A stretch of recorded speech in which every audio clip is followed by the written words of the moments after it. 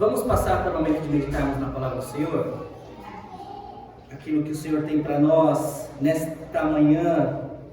Eu gostaria de pedir que os irmãos abram suas Bíblias no livro de Jonas, livro do profeta Jonas, capítulo 1.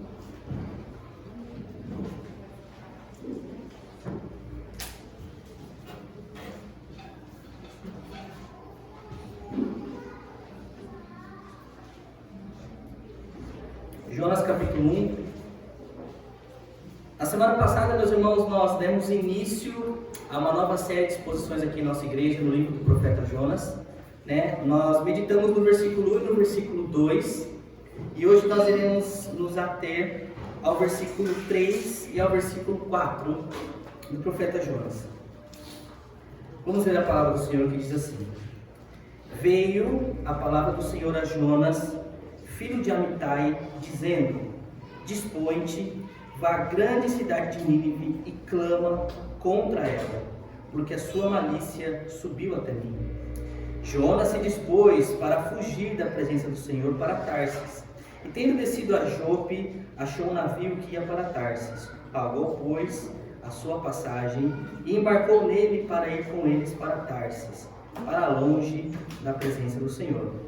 Mas o Senhor lançou sobre o mar um forte vento e fez-se no mar uma grande tempestade, e o navio estava a ponto de se despedaçar. Senhor, nós estamos, ó Pai, mais uma vez diante da Tua santíssima palavra, Senhor. Que o Senhor me capacite, que o Senhor me use como instrumento em Tuas mãos, ó Pai. Eu só consigo levar as palavras aos ouvidos dos meus irmãos, mas é o Teu Espírito, Pai, que leva aos corações e transforma. Que o Senhor nos ajude a meditarmos na Tua Palavra e vivemos na Tua Palavra mais uma vez. No maravilhoso nome de Teu Filho que nós oramos a Ti, Senhor. Amém.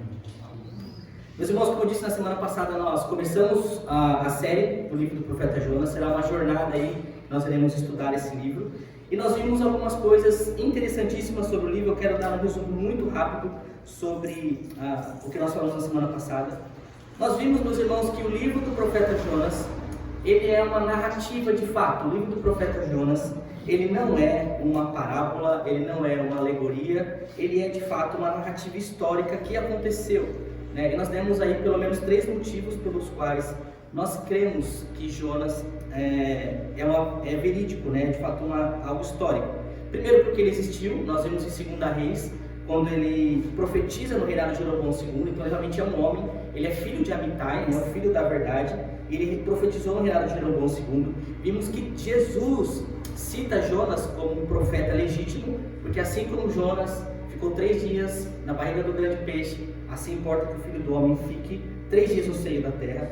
E nós vimos que são motivos claros, tranquilamente, para nós entendermos que Jonas é uma narrativa de verdade, E vimos as características desse profeta. Jonas, ele é um profeta nacionalista, um profeta patriota, um profeta individualista e que acha que Deus é somente o Deus de Israel, acha que Deus é somente o nosso Deus. Yahvé é só o Deus de Israel e todos os outros povos precisam morrer. Essa era a ideia de Jonas, e Deus vai levantar esse profeta para falar com ele. Estou fazendo um barulho aqui, meus irmãos. Acho que agora está atrapalhando muito aí? Então nós vimos isso. E Jonas tem uma missão. A missão de Jonas é ir à grande cidade de Nínive e clamar contra ela. Essa é a missão de Jonas. Se levante e vá e clame a grande cidade de Nínive. Uma cidade enorme, uma cidade forte, uma cidade extremamente violenta, que realmente trazia muitos problemas para quando eles chegavam para avançar contra as outras nações. E o Senhor pede para ele: se levante. Aquele profeta nacionalista, aquele profeta que queria que os outros inimigos morressem, fala: se levante e vá à grande cidade de Nínive. A ira de Deus contra aquela cidade, que era extremamente terrível, o cálice da ira do Senhor estava no seu limite contra aquela nação, e ele pede para que Jonas faça isso. E a comissão, meus irmãos, que Jonas recebe para ir para Nínive é uma comissão muito clara, muito urgente e muito árdua. Deus se levanta para ele e diz: Jonas, se disponha e vá para Nínive. E Jonas não quer fazer isso. Aí nós vemos aqui, meus irmãos, No versículo 2, terminando, né, para nós entrarmos, que hoje nós lemos por do 3 ao 4, no versículo 2 você vê que o texto é: dispõe-te, ou levante-se, né? Coloque energia, se levante e vá à grande cidade de Nínive. Isso deve nos chamar a atenção, meus irmãos, porque essa palavra do Senhor a Jonas, com uma palavra muito clara e urgente, não era para que Jonas pensasse na possibilidade de não ir. A mensagem de Cristo, de Deus aqui para Jonas é muito clara: você precisa se dispor e ir. Jonas não é chamado a questionar Deus. Jonas não é chamado a buscar confirmação do Senhor. Jonas não é chamado a ligar para o profeta Amós, né? Como eu disse na semana passada, o profeta Amós, ele é contemporâneo de Jonas, né? Jonas não manda um WhatsApp para Amós e fala: Amós, ó, Deus falou comigo aqui para mim ir lá para Nínive e eu não estou querendo. Jonas não tinha esse direito, porque a mensagem era muito clara. Jonas não tinha que abrir a Torá, né? Fazer aquela ideia de abrir, deixa eu abrir a Bíblia aqui e ver o que Deus vai falar comigo hoje, colocar o dedo lá para ver se tem algum tipo de confirmação. Mas é uma mensagem muito clara, dita apenas uma única vez e muito objetiva: se levante e vá à grande cidade de Nínive. Aí no versículo 3, vamos ver o que acontece. Então nós vimos o chamado de Deus a Jonas, né? Se levante e vá. Aí no versículo 3 começa: e Jonas se dispôs. Olha que coisa maravilhosa, né? A gente pensa que, nossa, vai dar tudo certo, o profeta vai se levantar e vai fazer exatamente aquilo que Deus está mandando ele fazer. Mas veja que ele vai dizer: Jonas se dispôs, mas, né, quando você tem uma conversa, a pessoa está falando com você, está tudo bem, você fala: mas então, tem uma coisa para te falar. Aí não vem um problema, né? Jonas se levanta, mas para fugir. Jonas se levanta para correr. Jonas se levanta, se dispõe para fazer o contrário, para fazer o errado. E veja que Jonas não está indisposto, Jonas não fica em casa, Jonas realmente ele faz algo. Ele não fica deitado na sua cama, ele não fica procurando uma outra forma de fazer. Como eu disse, ele não liga para Amós, né, não passa um WhatsApp para Amós, ele não faz absolutamente nada. Nesse sentido, ele se levanta, ele faz algo, ele não está indisposto, ele se levanta para fazer o contrário. E ele vai fazer exatamente aquilo que Deus não quer que ele faça. Ele escuta a voz do Senhor e ele age. Ele escuta a voz do Senhor e ele se levanta. Ele escuta a voz do Senhor e põe energia, põe disposição, que deveria ser empregado para fazer o certo, mas ele põe essa disposição, essa energia, esse vigor, esse se dispor, esse se levantar para fazer o errado. E eu lembro que eu comentei, meus irmãos, com vocês na semana passada, de que nós também somos comissionados a fazer algo.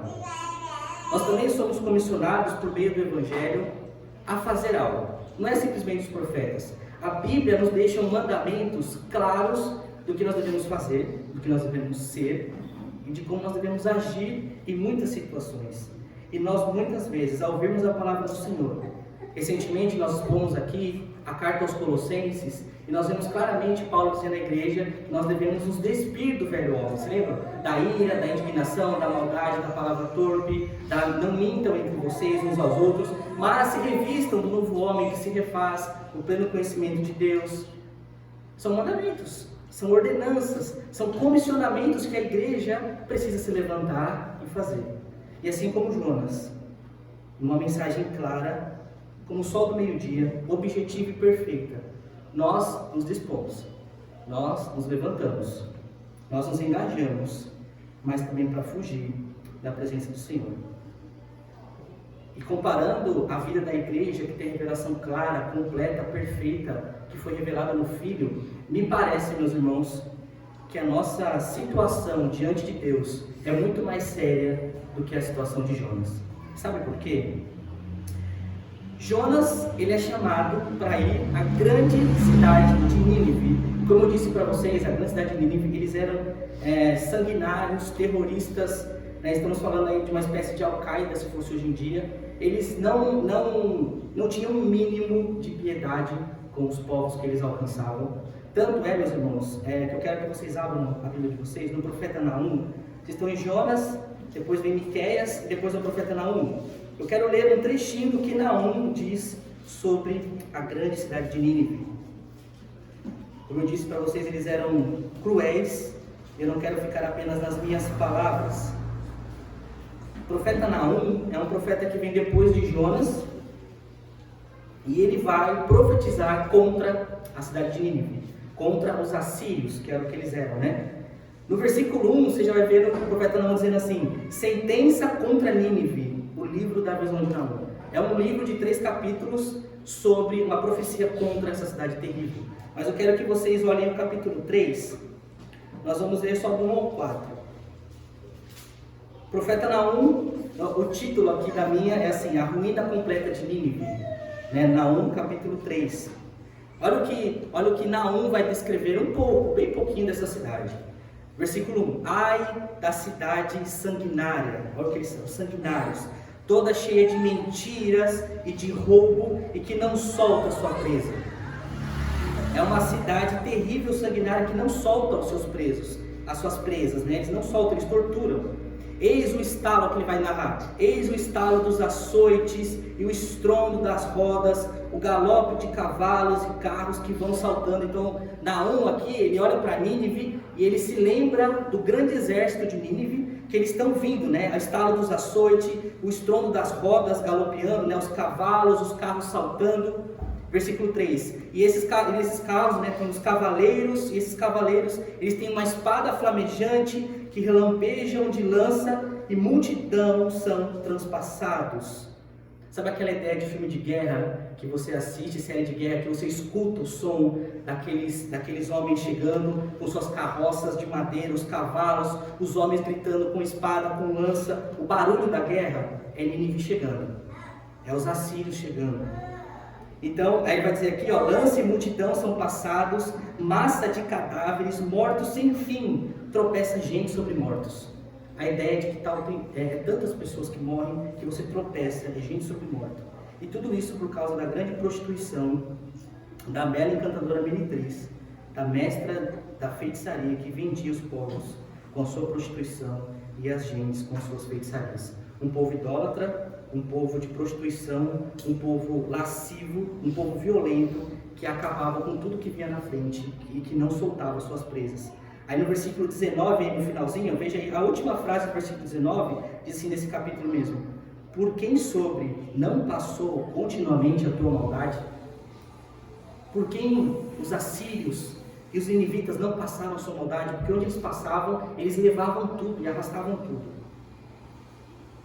Isso, meus irmãos, é um pouco do que eram os assírios, os ninivitas. O profeta Joel vai falar disso também.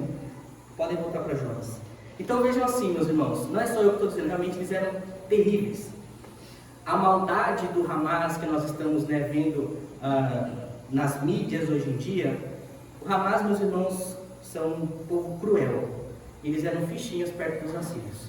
Com espada, com lança, eles cortavam membros, enfim, faziam muitas coisas terríveis. Agora imaginem a comissão de Jonas, tá? Esse é o contexto. Uma cidade dessa, que Deus levantou um homem, diz assim: se levante e vá lá. E vá à grande cidade de Nínive, entre pelas muralhas de Nínive, pelas portas de Nínive, e clame contra elas. Rodeie pela cidade, porque essa é a ideia, né? Rodeie pela cidade e clame e grite contra eles, os condene. Meus irmãos, o comissionamento de Jonas aos nossos olhos é um comissionamento suicida.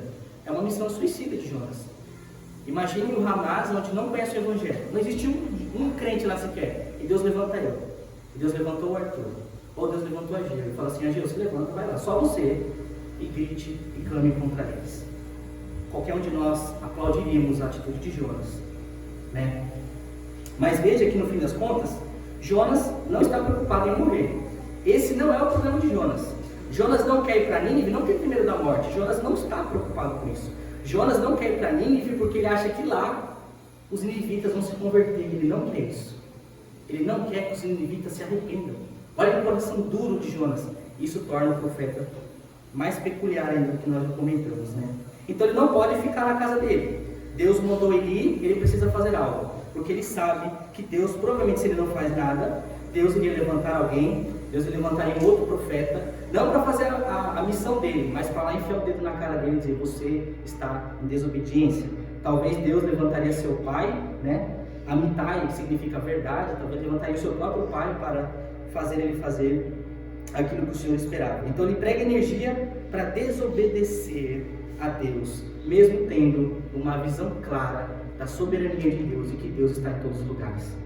Uma coisa que precisa ficar clara para nós é que Jonas não era nenhum novo convertido. Jonas não era ninguém que estava há poucas horas sendo um profeta. Jonas, no capítulo 2, quando ele vai orar ao Senhor, ele ora os salmos, ele recita os salmos. E Jonas conhece de fato que Deus é o Deus onipresente, onisciente, que está em todos os lugares. Mesmo sabendo da soberania de Deus, que Deus iria dar um jeito de fazer a sua missão ser cumprida, porque os planos de Deus não podem ser frustrados. Mesmo ele sabendo que Deus está em todos os lugares, ele quer fugir do Senhor achando que consegue. Tem uma doutrina correta, sabe que Deus é soberano, mas ele consegue viver diferente daquilo que ele crê. E nós precisamos aprender com isso. Porque uma boa teologia não muda o fato de nós podermos ser covardes, né? Uma boa teologia não nos impede de sermos covardes. Nós somos calvinistas, cremos na doutrina da graça, cremos que Deus é soberano, é maravilha. Gostamos de citar Abraham Kuyper, que tem aquela frase maravilhosa: não há um único centímetro quadrado em todo o domínio de nossa existência sobre o qual Cristo, que é soberano sobre tudo, sobre todos, não clame, é meu. Cara, que frase maravilhosa, né? Realmente maravilhosa. Não há sequer um centímetro da existência da face dessa terra em que Cristo não clame, é meu. Teórico, lindo, maravilhoso, Deus é soberano. Mas a vida prática, às vezes, acaba sendo desordenada com aquilo que nós cremos. A nossa vida prática precisa não só, precisa na verdade, né, refletir aquilo que cremos, porque é fácil falarmos de soberania, é fácil falarmos que Deus está em todos os lugares, mas vivemos uma vida desordenada. Baruch, ele tem uma música maravilhosa que eu gosto muito, que diz assim: então chega o dia de viver tudo o que se aprendeu. Um dia, meus irmãos, o nosso calvinismo, um dia, meus irmãos, as nossas doutrinas da graça, um dia, meus irmãos, a nossa crença correta sobre a soberania de Deus será colocada à prova. Um dia vai chegar o dia de viver tudo aquilo que nós aprendemos, tudo aquilo que está aqui. Nós somos, como o Heleno gosta de dizer, né, cabeções teológicos, que conhecem de doutrina, que sabem discutir assuntos teológicos, mas na vida prática, na primeira adversidade que aparece, parece que o Deus soberano, que você sabe que é soberano, vira um empecilho para que você seja um crente melhor. Eu, recentemente, meus irmãos, estava num velório de um amigo meu, e foi um dos momentos mais difíceis assim da minha vida, né? O pai dele faleceu, e eu fui lá, e é um crente em Jesus, creia na soberania de Deus, crente, mas estava com essa fé totalmente abalada. E ele falou assim para mim, com os olhos lacrimejando, você vê que tem uma pergunta sincera do coração, não somente a mim, mas a Deus. E ele, mas eu pedi para o Senhor, Deus não é soberano, porque Deus permitiu isso acontecer? Por que, Jéssica, porque o mal nos alcança? Por que Deus não livrou meu pai? E ali, meus irmãos, nesse tipo de momento, é onde a nossa teologia precisa sair do campo das ideias, precisa sair da teoria, e você conseguir consolar, mostrando a doutrina e vivendo a doutrina. Nós somos colocados, quando somos colocados em situações difíceis, é aí que as nossas crenças sobre a soberania de Deus são realmente colocadas à prova. É muito fácil ser crente de Facebook, é muito fácil crer na soberania de Deus nas redes sociais, mas vai visitar, vai nos hospitais, vai na UTI, converse lá. E é isso que nós precisamos ver. Quando Deus nos comissiona a fazer algo, nós temos que fazer. E isso prova que nós cremos no Deus soberano que manda nós fazermos. Como eu disse, muitos aplaudiriam Jonas, né? Que isso? E para Nínive? De jeito nenhum. Aquele povo é idólatra, aquele povo não merece o Evangelho. Aquele povo não merece o Deus de Israel. Eles matam, eles torturam. Não vá. Fuja realmente, Jonas. É a melhor coisa que você faz. Não dê oportunidade para esse povo depois vir e acabar com a gente. Só que Deus, quando fala com o profeta, ele precisa se submeter. Quando Deus fala com a igreja, quando Deus fala conosco, também nós precisamos ser comissionados por sua palavra, nos submetermos a nos levantarmos e a Ele. E Deus fala com o profeta e ele foge. Como eu disse, ter uma boa teologia, ter uma boa compreensão das doutrinas não nos impede de fugir, não nos impede de Deus falar A e nós queremos fazer B, não nos impede de vocês ouvirem bons pastores, ouvirem bons sermões, terem pregações genuínas e ainda assim ouvir, saber, e na hora de praticar, fazer completamente o oposto e abandonar aquilo que o Senhor disse que era para você fazer. E Deus, meus irmãos, fala conosco todos os dias. Ele se revela a nós todos os dias por meio da pregação expositiva. Quando você abre a sua Bíblia, Deus fala com você. Quando você canta louvores, Deus fala com você. Quando você ouve bons louvores, quando você escuta bons sermões, Deus está o tempo todo falando com o seu povo. A sua palavra está em nossas mãos há muitos e muitos anos. Deus fala o que nós precisamos fazer. Deus disse, haja luz e houve luz, sem matéria-prima. Deus criou, Deus fez, tudo passou a existir pelo comando de sua voz. Deus disse às galáxias para que elas se organizassem e elas se organizaram. Deus disse às estrelas para que elas não caíssem e elas não caíram. Deus disse às montanhas para que elas se levantassem e elas se levantaram. Deus disse ao mar, você vai com a sua imensidão, mas você vai parar aqui, e ele para aqui.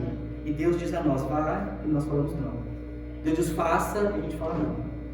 Nós somos a única criação de Deus que não obedece, que tenta fugir do Senhor, mesmo sabendo que Deus é soberano, mesmo sabendo que Deus está em todos os lugares. É isso que nós aprendemos com o profeta Jonas. Então veja aí, meus irmãos, versículo 3. Jonas se dispôs, mas para fugir da presença do Senhor. Ele não quer fugir apenas do seu chamado, ele quer fugir do Deus do chamado.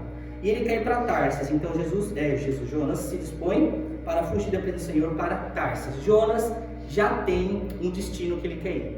Quando Deus fala para ele, ele se levanta e ele sabe para onde ele vai. Eu vou para Tarsis. E daí, meus irmãos, nós temos pelo menos 3 razões pelos quais Jonas quer ir para Tarsis, né? E é interessante porque se Deus mandasse Jonas ir para um lugar que ele queria ir, provavelmente ele teria obedecido. Sabe essa ideia de Jesus que só faz o que a gente quer? Essa ideia de Jesus, esse coach espiritual, que te pega você do lado A e do lado B, e é tudo maravilhoso, exatamente o que você quer. Aí esse Jesus é gostoso, esse Jesus é maravilhoso, esse Jesus de prateleira. Mas quando nós temos um Cristo que nos confronta, nós temos um Cristo que vai dizer, não vá para lá, vai para cá, isso nos incomoda, isso nos tira, isso mexe com o nosso ego, isso mexe com os nossos interesses, isso mexe com o nosso coração, e daí a gente fala, não, esse Jesus eu não quero. Eu quero fugir da sua missão e quero fugir também desse Senhor, que é exatamente o que ele fez. Ir para longe, se esconder da vida da fé, se esconder da face de Deus para ir bem longe. Então tem aqui 3 motivos pelos quais nós podemos dizer porque Jonas já tinha esse motivo que era ir para Tarsis. Veja, o primeiro motivo, meus irmãos, é porque Tarsis ficava no fim do mundo. O primeiro motivo é esse, Tarsis ficava no fim do mundo. Tarsis era uma cidade, que foi fundada pelos fenícios, na costa sudoeste da Espanha, e ela ficava na região mais remota do planeta daquela época. Naquela época, tudo que havia, Tarsis era o lugar mais distante daquela época. Cerca de 4.000 quilômetros de Jope, que é onde ele desce a Jope, e Jope ele vai pegar o navio e vai para Tarsis. Tarsis, meus irmãos, está a 4.000 quilômetros de distância. E isso quer dizer que seria uma viagem de barco que duraria em média 1 ano. A gente pensa, se você olhar no mapa, Nínive está para cá e Tarsis está para cá. São literalmente opostos. O fim do mundo, o fim da linha. Tarsis está no fim do mundo e Jonas, quando ele tem essa ideia, ele sabe que ele vai ficar pelo menos 1 ano no meio do mar. Essa é a sua ideia. Caminhar exatamente em direção oposta, não só porque é longe, mas porque é o oposto de Nínive, realmente é o contrário. Esse é o grande primeiro motivo. É o fim do mundo, eu vou ficar muito tempo nas águas e lá é muito longe mesmo. O lugar mais longínquo que os navios iam. O segundo motivo pelo qual provavelmente ele quer ir para Tarsis é porque é um lugar onde a palavra de Deus ainda não tinha sido anunciada. E isso não é um motivo de bênção, não é porque Jonas ia para Tarsis para pregar o evangelho lá, não é essa a ideia. Jonas vai para Tarsis para fugir, para ninguém o incomodar, essa é a ideia. Eu vou para Tarsis porque em Tarsis, como nunca ouviram do Deus Israel, são muito remotos, eles nunca ouviram do Deus Yahvé, não vai existir um profeta lá que vai se levantar e enfiar o dedo no meu nariz.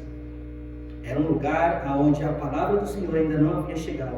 Nós temos isso, nós sabemos disso, meus irmãos, porque em Isaías 66, 19 diz isso. Ele vai falar sobre Tarsis, se vocês quiserem anotar aí, não precisam abrir. Isaías 66, 19 vai dizer que tem um sinal lá que vai enviar para Tarsis, que é as terras do mar mais remotas, falando sobre Tarsis, e que jamais ouviram falar de mim, nem viram a minha glória. Então, de fato, é um lugar remoto, é um lugar longe, e é um lugar onde Deus ainda não havia sido pregado. Então, nós temos dois motivos: longe, distante, e lugar onde Deus ainda não havia sido pregado. E o terceiro grande motivo é porque Tarsis era um lugar extremamente próspero. Se nós vemos o profeta Jeremias e o profeta Ezequiel, os dois vão falar de Tarsis como uma cidade muito, muito, muito rica, com os seus ouros, com as suas pratas, com o seu estanho, com o seu chumbo. Eles eram realmente uma cidade muito, muito rica. Eles produziam, né, e tinham muitas riquezas e mandavam para os outros lugares. Essa era a grande cidade de Tarsis. Ezequiel, se quiser anotar aí, Ezequiel 27:12 vai dizer que Tarsis negociavam as mercadorias com prata, ferro, e no profeta Jeremias 10:9 vai dizer que eles trouxeram a prata que veio de Tarsis. Então realmente era um lugar muito rico, muito próspero. Três grandes motivos: o plano perfeito, uma cidade muito longe, uma cidade que não conhece o evangelho, ninguém vai me incomodar, e uma cidade rica, vou recomeçar a minha vida. E daí no versículo 3 vai dizer: tendo descido a Jope, ele acha um navio que vai para Tarsis, pagou, pois, a sua passagem e embarcou nela para ir com eles para Tarsis. Jonas se levanta, se dispõe, faz suas malas, sai da região montanhosa da Galileia, onde ele morava. Ele desce a Jope. Jope é um porto marítimo muito importante ali, né, na costa da Palestina, o principal, porto marítimo ali da região. E ele desce a Jope para pegar esse navio. Olha que interessante que vai dizer no texto. E quando ele desce a Jope, quando ele chega em Jope, lá ele avista um navio. E esse navio está indo para onde? Para Tarsis.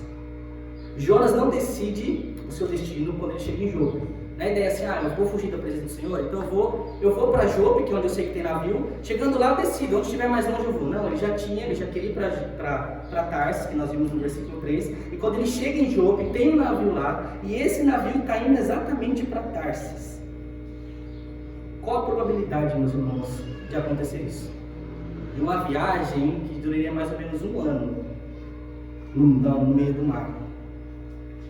O navio sai, está indo para Tarsis, e não somente isso, ele tem dinheiro, Jonas tem dinheiro para pegar esse navio, e não só Jonas tem dinheiro, mas tem lugar para Jonas no barco de Tarsis, porque nesses barcos, ainda mais para lá, que tinha muitas mercadorias, a tripulação era muito menor, eles carregavam muito ouro, muita prata, e a tripulação de um ano dentro de um barco, meus irmãos, é muito tempo.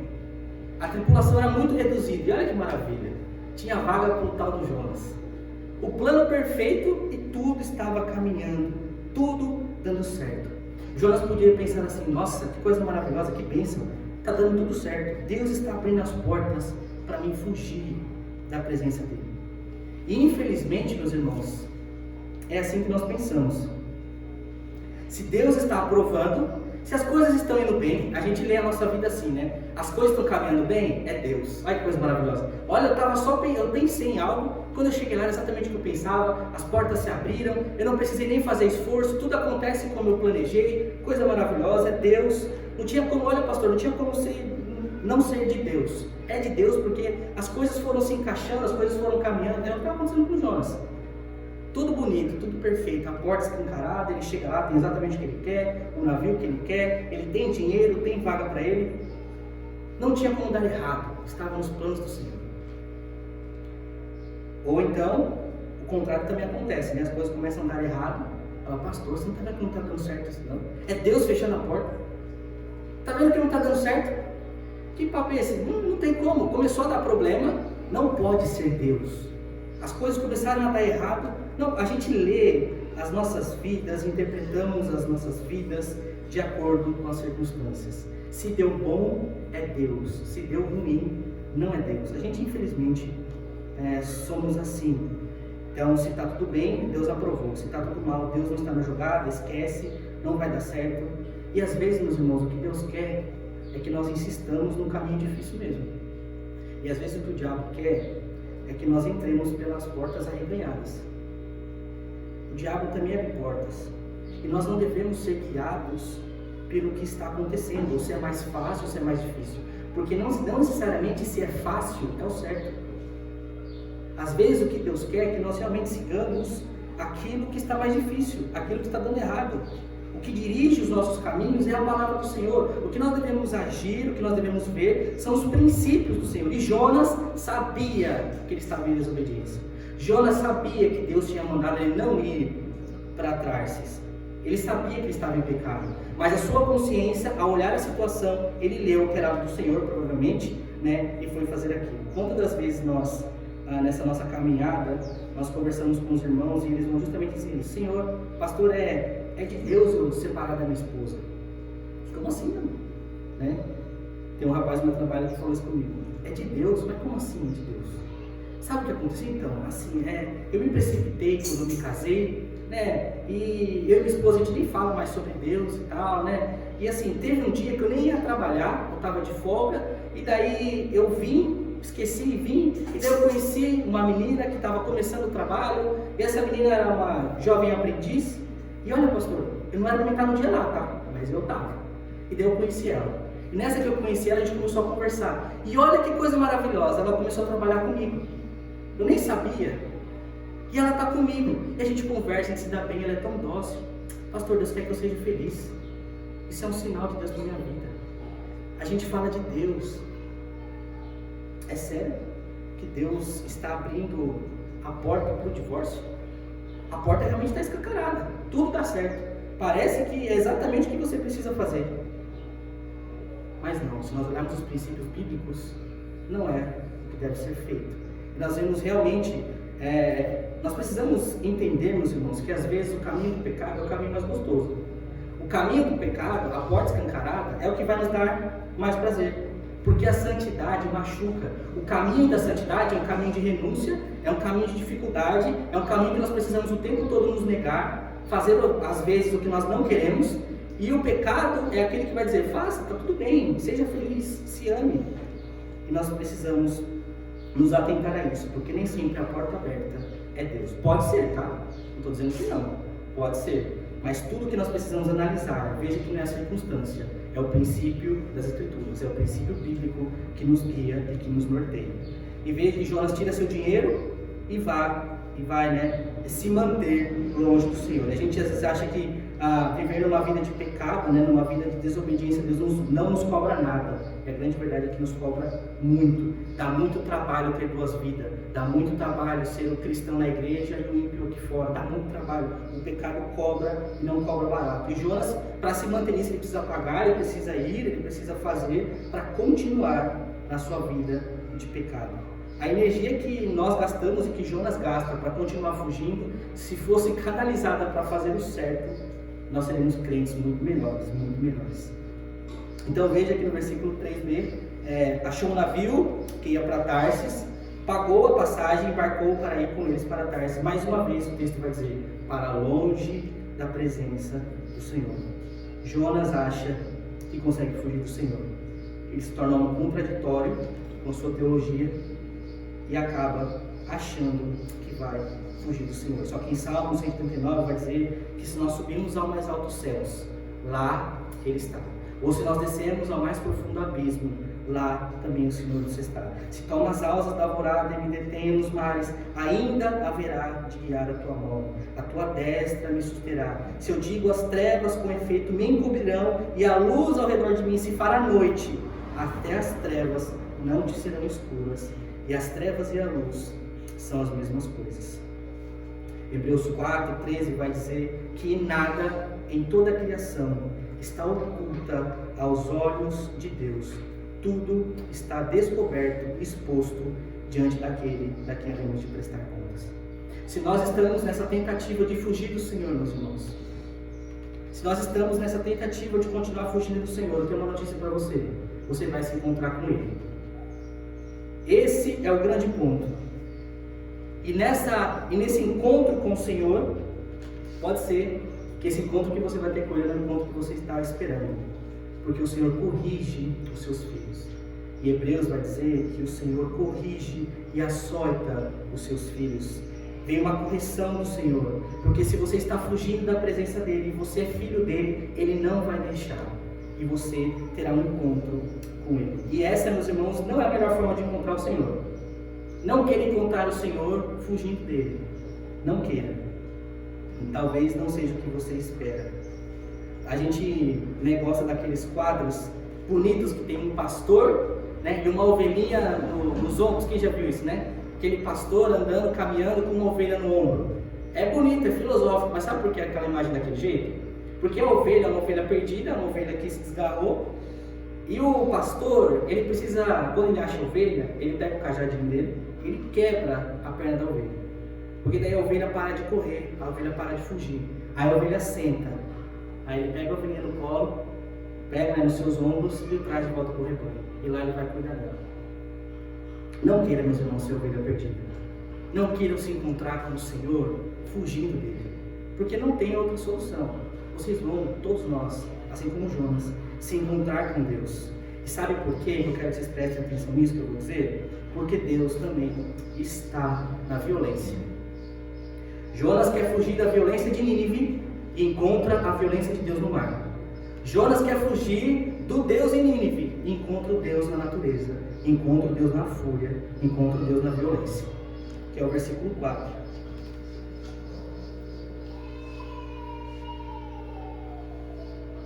Mas o Senhor lançou sobre o mar um forte vento e fez no mar uma grande tempestade, e o navio estava a ponto de se despedaçar. Esse é o encontro de Jonas com Deus. E nessa tentativa de fugir do Senhor, não tem como não fugir dele. E Deus estará na violência para trazer Jonas de volta.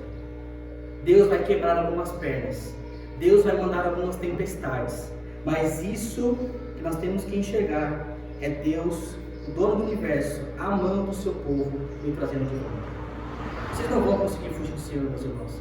Sabe, sexta-feira eu estava na casa do Jô, e daí a gente estava lá, e daí a gente começou a brincar de esconde-esconde com as crianças, né?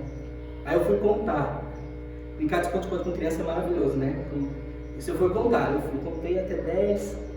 Aí fui procurar Leonardo e Lorena. O Leonardo estava em pé, do lado do sofá, tipo, eu virei assim, de cara com ele. Aí fica, cadê o Leonardo? Aí você anda mais um pouco, a Lorena estava assim, do lado, a porta do banheiro aberta, ela na minha frente assim, ó. Aí você, cadê a Lorena? A inocência da criança, achando que a gente não está vendo. Eu e você somos crianças diante de Deus, tentando fugir dele. Ainda quando é mais bebezinha, você fala, cadê? Ela faz assim, ó. É a gente, meus irmãos, tentando fugir do Senhor. Como crianças, achando que podemos fugir daquele que tudo vê, daquele que fala dos altos céus. Jonas diz, eu vou para lá, porque lá ninguém vai me incomodar. Ele encontra o Deus na violência. Você quer encontrar com Deus, meus irmãos? Tem duas formas de encontrar o Senhor. Duas formas.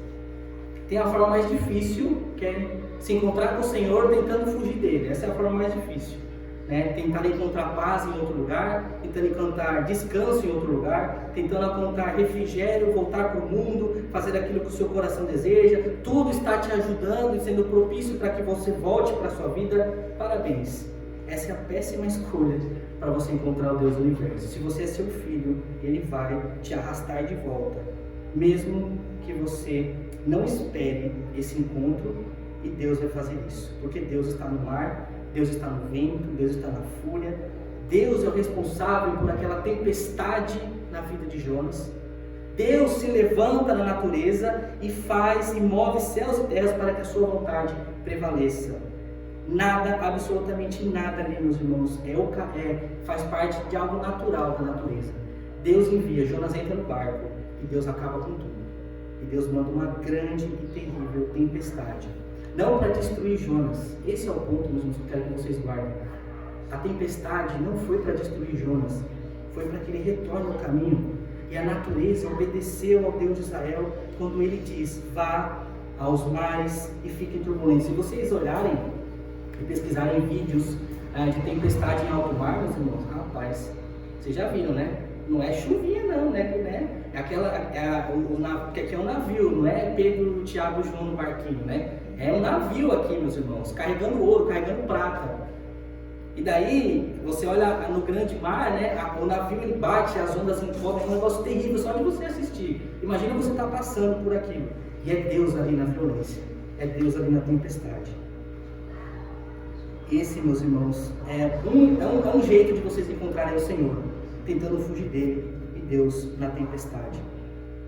Mas existe uma outra forma de encontrar o Senhor, que é justamente estar na missão de Deus.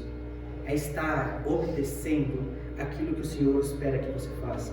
É estar no centro da vontade de Deus, obedecendo os seus comandos. É estar na vontade do Senhor e fazer aquilo que Ele pediu que nós façamos.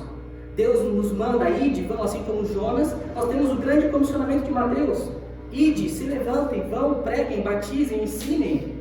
É isso que nós devemos fazer, porque Deus se manifesta na missão. Deus se manifesta quando Ele pede para nós fazermos algo e nós vamos e façamos. Deus se manifesta justamente no chamado. Deus se manifesta no discipulado. Deus se manifesta quando nós levantamos a grande cidade de Sorocaba e pregamos contra ela. É na zona de guerra, meus irmãos, é na linha de frente, é com a mão do arado que nós encontramos Deus.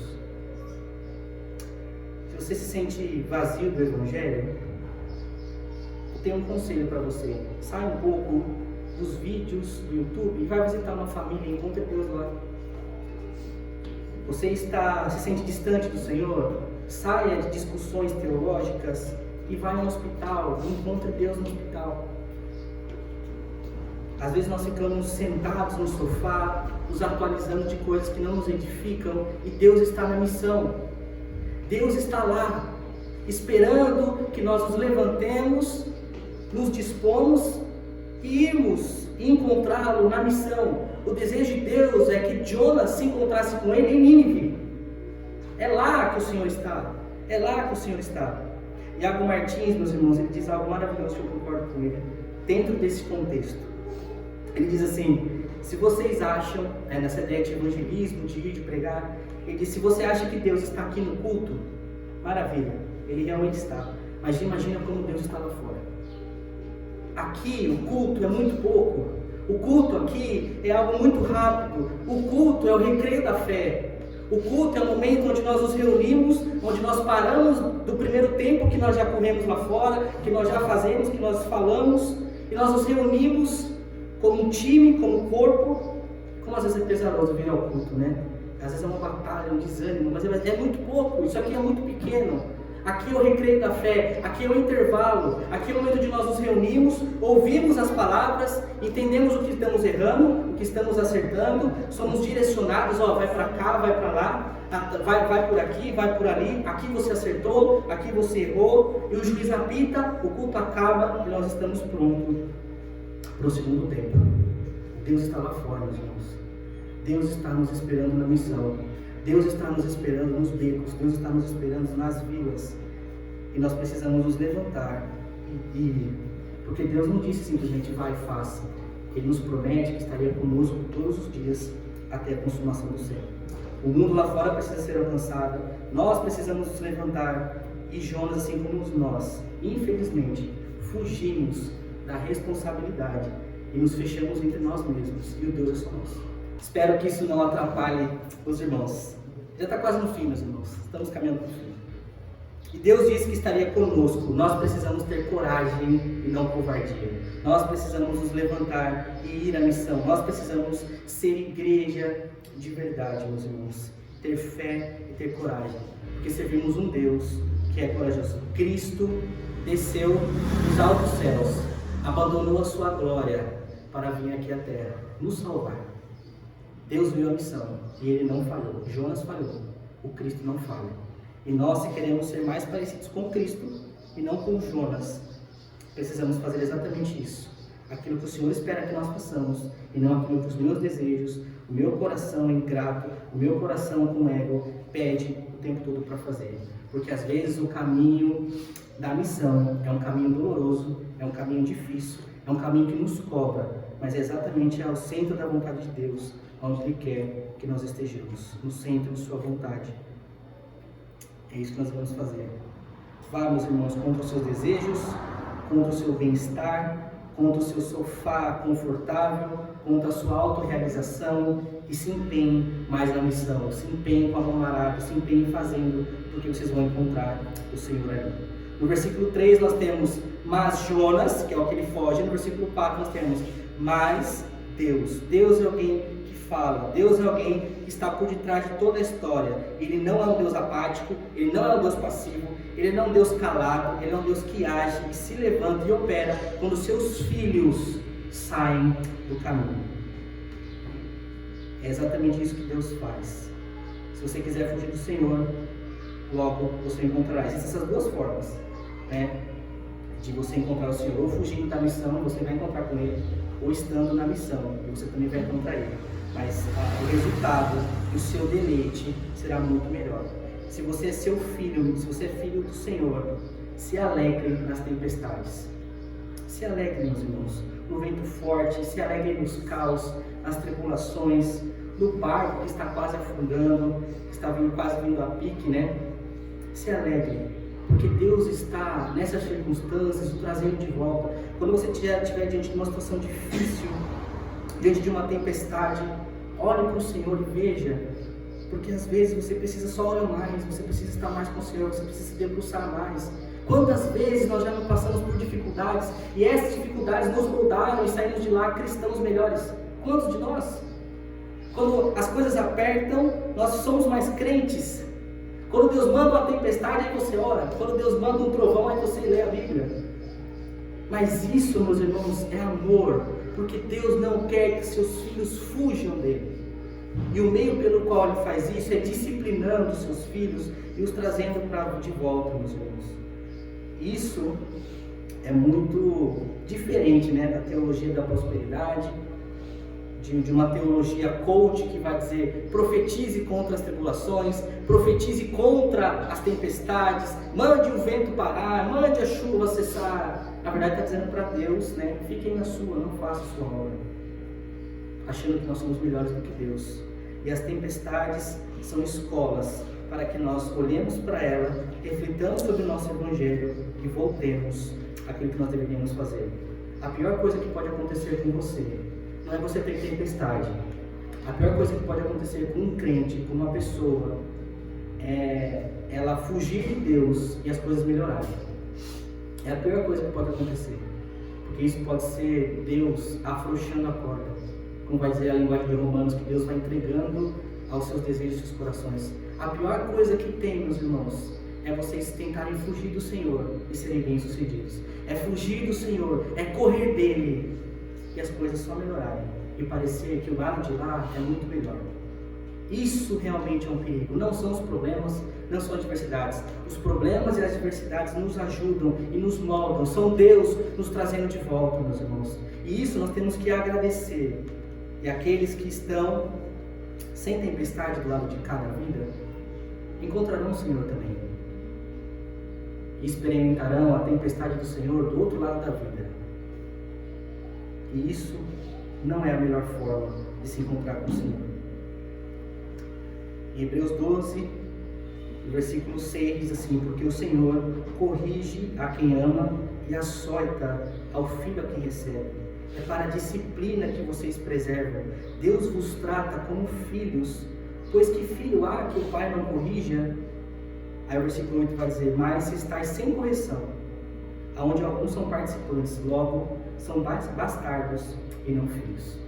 A correção do Senhor nos ajuda, a voltarmos no caminho, a sermos disciplinados, corrigidos em amor, para que nós voltemos aos seus caminhos.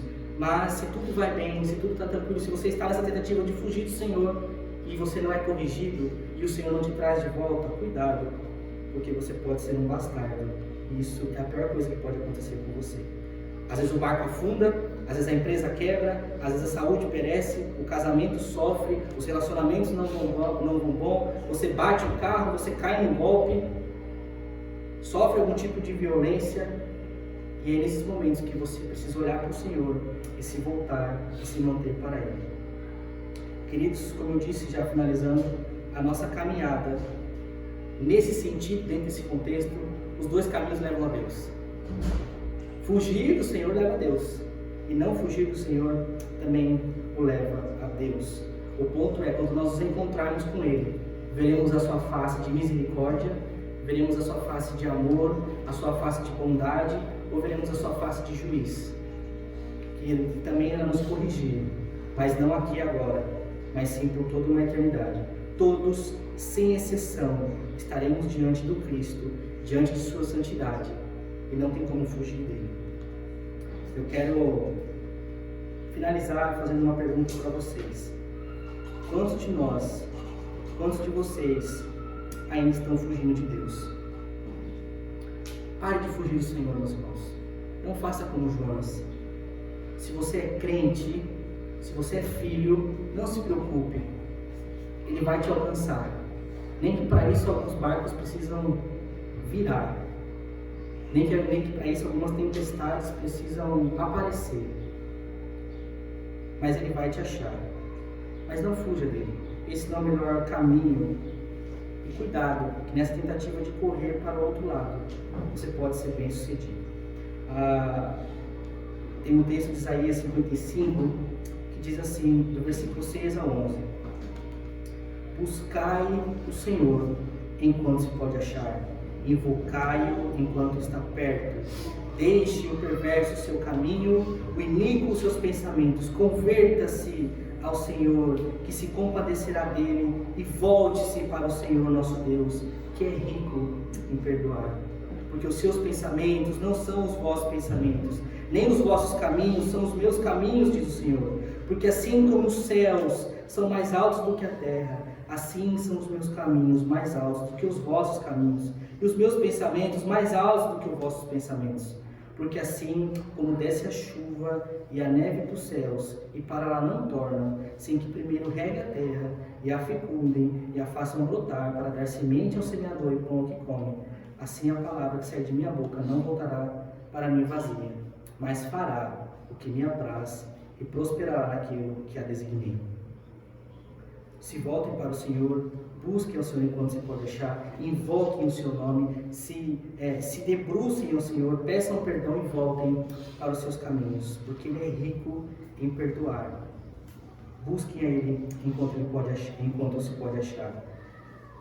Porque nós não temos, meus irmãos, um sacerdote, Cristo, que não se compadece das nossas fraquezas, mas em tudo Ele foi tentado, e nós nos aproximemos diante do trono da graça, a fim de alcançarmos misericórdia e bondade e socorro em tempo oportuno. Que o Senhor nos ajude a permanecermos no centro da sua vontade, ainda que isso custe a nossa vida. Amém? Vamos orar.